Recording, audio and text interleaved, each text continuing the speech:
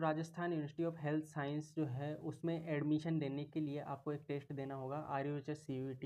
देखिए important information है कि डिप्लोमा और यूजी कोर्सेज में जो है एडमिशन लेने के लिए जो है RUHS जो है वो ये एग्ज़ाम RUHS CUET जो है वो कंडक्ट करवाता है और आपको एडमिशन लेने के लिए इसमें अपीयर होना जो है मैंडेटरी है, यानी ज़रूरी है। इसके बिना जो है आप एडमिशन नहीं ले पाएंगे। ठीक है, इसमें RUHS के कॉलेज हैं, गवर्नमेंट और सेल्फ फाइनेंशियल कॉलेज हैं और प्राइवेट कॉलेज भी इसमें है जो वो जुड़े हुए हैं। ठीक है, 2026-27 में जो डिप्लोमा और यूजी कोर्सेज कराएंगे। तो ये जो इन्फॉर्मेशन ब्राउचर रहने वाला है इसमें सारी चीज़ें दे रखी हैं। और कौन कौन से कोर्सेज हैं जहाँ पर आपका एडमिशन होगा, तो BSc nursing, BPT, B optom, BMLS, BRIT और ये जो कोर्सेज है डी फार्मा, बी फार्मा, इनमें जो है आपका एडमिशन होने वाला है। आपको अप्लाई करने से पहले जो है इन्फॉर्मेशन ब्राउचर जो कि मैं आपको बता रहा हूँ ये अच्छे से पढ़ लेना है और अपनी जो सब्जेक्ट है उनका ध्यान रखना है, फिजिक्स, केमिस्ट्री, बायोलॉजी और मैथमेटिक्स का। फॉर्म भरते टाइम अगर आपको कोई दिक्कत आती है तो RUHS CUET 2026 @RUHSRAJ.org पर जो है आप जो है अपनी परेशानी जो है समस्या है वो बता सकते हैं। ठीक है, और RUHS जो है वो सारे अधिकार रखता है कभी भी कोई भी रूल पे चेंज करने का। आप बाद में ये नहीं बोल सकते कि पहले तो ये बोलता अब आपने ये कर दिया, क्योंकि एग्ज़ाम उनका है, कॉलेज उनके हैं, तो चलेगी भी उनकी ही। फैकल्टी मेडिसिन में आपके जो कोर्स होंगे अलग अलग ब्रांचेज के। ठीक है, तो वहाँ पर जो है कॉलेज हैं, 38 कॉलेज हैं और 5000 के करीब जो है वो सीटें हैं जो पिछले साल थी 2025-26 सेशन में। आप 2026-27 वाला सेशन चलेगा तो उसमें भी बढ़ गई हो, कम हो गई हो, वो आप बाद में देखेंगे।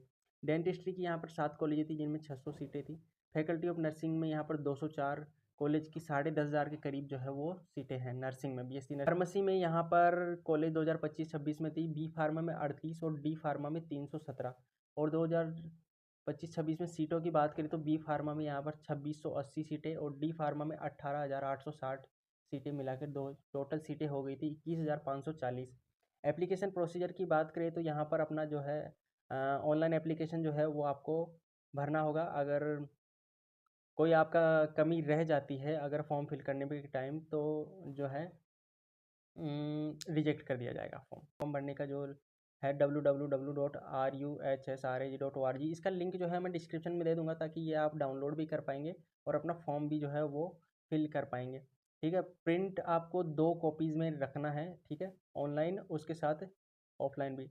जो ट्रांजेक्शन डॉक्यूमेंट आप जो फ़ी पेमेंट करेंगे वो आपकी डेट ऑफ बर्थ की मार्कशीट यानी 10th का सर्टिफिकेट जो है, आपकी जो 12वीं की मार्कशीट है, आपकी जो आईडी है, कोई भी driving licence, PAN card, voter का आईडी, ठीक है, आधार कार्ड, स्कूल आईडी, ये सब आपको 4 फ़ोटो एक जैसी रखनी है। ठीक है, आपको डोमिसाइल सर्टिफिकेट तैयार रखना है, आपका कास्ट सर्टिफिकेट होना चाहिए। अगर आप PWD से है तो वो सर्टिफिकेट, EWS का वो सर्टिफिकेट। माइग्रेशन अगर आप लेंगे क्योंकि आप स्कूल से जाएंगे या फिर किसी कॉलेज से दूसरे कॉलेज में जाएंगे तो वो आपके पास होना चाहिए। ठीक है, अगर आप उसी यूनिवर्सिटी से करते हैं तो नहीं चाहिए होता है, पर अलग यूनिवर्सिटी में जाते हैं तो लगता है। इसके अलावा और कोई भी डॉक्यूमेंट है वो आपको जो है तैयार रख लेने हैं। ठीक है, फिर से इन्होंने बताया कि अगर आप फिर से कोई दिक्कत आ रही है तो आप जो है RUHS CUET 2026 RUHSRAJ.org पर जो है कंप्लेन कर सकते हैं। इन सभी का जो लिंक है और जो ईमेल आईडीज़ हैं उनका मैं डिस्क्रिप्शन में आपको लिंक दे दूंगा ताकि आप वहां पर डायरेक्ट पहुंच पाएँ। अब BSc नर्सिंग जो है वो आपका 4 साल का होने वाला है और जो भी कोर्सेज हैं यहाँ पर उनकी ड्यूरेशन दी गई है और कितने टाइम तक आपको इंटर्नशिप करनी है वो यहाँ पर दिया हुआ है। इसके अलावा यूजी कोर्सेज है बी फार्मा और डी फार्मा। ठीक है, वो भी जो है यूजी कोर्सेज हैं उनकी यहाँ पर ड्यूरेशन दी गई है। यहाँ पर एक्टिविटी शेड्यूल की बात करें तो 1 अप्रैल से जो है इसके फॉर्म स्टार्ट हो गए हैं। 21 अप्रैल तक आपको जो है फॉर्म फिल कर देना है, तो क्योंकि रिजल्ट आ गया है और आपको अपना करियर जो है वो चूज़ करने में बिल्कुल भी देरी नहीं करनी चाहिए।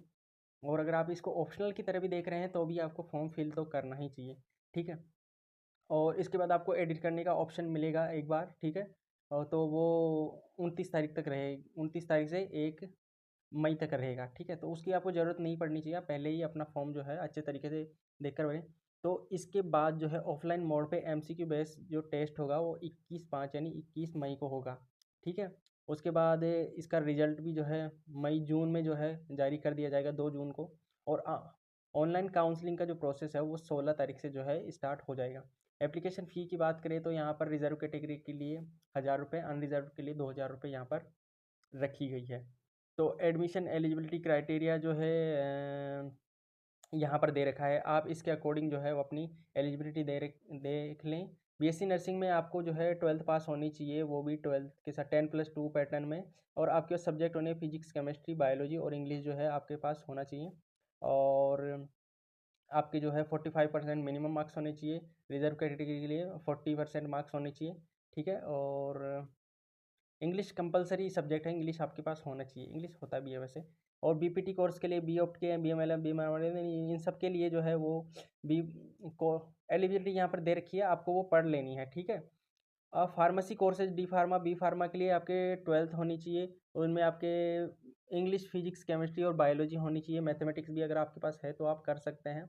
10+2 का जिनका रिजल्ट अवेटेड है, यानी कुछ बच्चे सप्लीमेंट्री आ गए हैं, उनको लग रहा है कि उनका एग्ज़ाम देके हो जाएगा, तो वो फॉर्म फिल कर सकते हैं। लेकिन जब तक आपकी जो चॉइस फिलिंग होगी, मतलब फॉर्म एग्ज़ाम आप दे देंगे, उसके बाद आपकी कॉलेज की चॉइस फिलिंग होगी, तब तक जो है आपका रिजल्ट जो है वो आ जाना चाहिए। वैसे मैंने डेट आपको बता दी कि ये जून के बाद में जो है होना चाहिए, तो जून तक आपका रिजल्ट आ जाना चाहिए, ठीक है। बीएससी नर्सिंग के लिए एज लिमिट की यहाँ पर बात करी गई है, सभी कोर्सेज़ के लिए अलग अलग से। रिजर्वेशन आपको पता है कि किस तरीके से रहने वाला है, आप यहाँ पर देख सकते हैं। डिफेंस वालों को यहाँ पर अलग तरीके से रिजर्वेशन मिलेगा, पीडब्ल्यूडी को अलग से, फीमेल के लिए भी यहाँ पर रिजर्वेशन दे रखा है। फीस स्ट्रक्चर की बात करें तो यहाँ पर फीस स्ट्रक्चर दे रखा है कि गवर्नमेंट कॉलेज में कितना लगने वाला है, ठीक है। गवर्नमेंट नर्सिंग कॉलेज जयपुर में कितना लगने वाला है, गवर्नमेंट राजमेश के नर्सिंग कॉलेज हैं उनमें कितना लगने वाला है, और सेल्फ फाइनेंस नर्सिंग कॉलेज हैं उनमें जो है फीस आपकी कितनी लगने वाली है। बीपीटी कोर्स के लिए कितना लगने वाला है, और जो दूसरे कोर्सेज बीएमएलएस, बीआरटी, बीएमआरआरटी, इसके लिए कितने लगने वाला है। बी फार्मा, डी फार्मा में आपका कितना लगने वाला है, अगर आप कहीं से अलग से करते हैं या फिर खुद से करते हैं। काउंसलिंग के लिए आपको कैसे कितने रुपए देने पड़ेंगे, 550, ठीक है। सब में 550 सबको।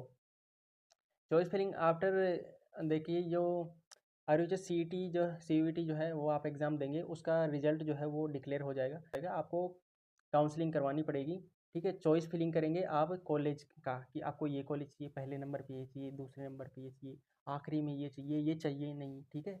तो उस तरह से आपकी जो आरयूएच की वेबसाइट पे जाकर अपने कोर्स को देखते हुए, ठीक है, अपनी फ़ी पेमेंट करेंगे, आपको कोर्स कौन सा चाहिए, आपको कॉलेज कौन सी चाहिए उसके लिए।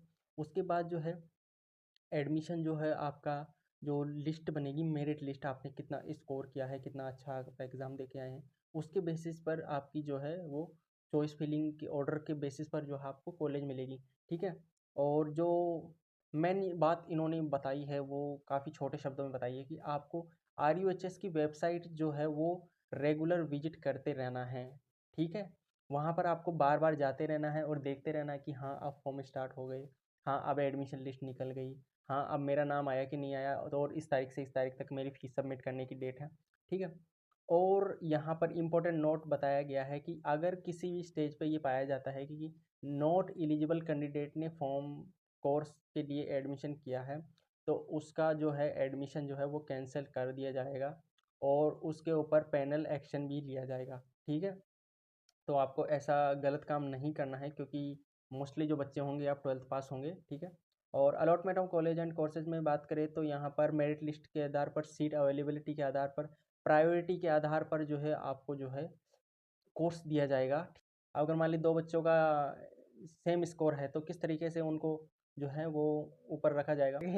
अगर आपके मान लीजिए टाई हो जाता है मैच, बराबर रन बन जाते हैं दोनों के, तो किस तरीके से सुपर ओवर खेला जाएगा, ठीक है।